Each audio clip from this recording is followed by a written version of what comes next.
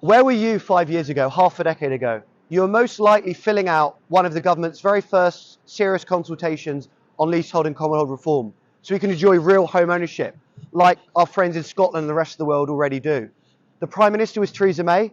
We've been through a fair few of those since then, and the Housing Secretary was Sajid Javid.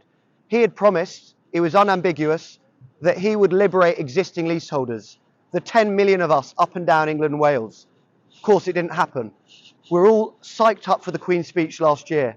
We're all raring to go. These reforms that we had spent countless hours on, filling out government consultations in good faith, to bring our position into line with those enjoyed in Scotland and the rest of the world with Commonhold systems.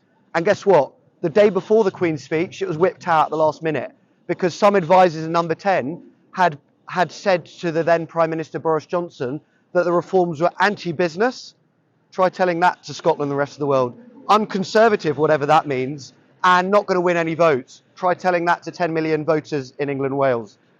It didn't happen. Now, we've got the King's speech in about 6 months from now, give or take, and it's the last opportunity for us to get these changes through before the general election.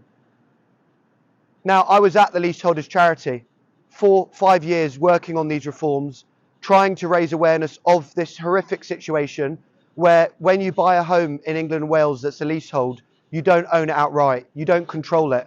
Everywhere else in the world, when you buy a flat, it's yours. When you buy a home, it's yours. You control the service charges, the management fees. You can be like Alan Sugar on The Apprentice and say you're fired if the managing agent is letting you down at an AGM. It's very simple.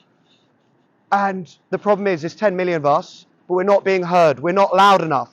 And that's why today, I'm really proud to announce we're announcing Commonhold now. End leasehold for real home ownership.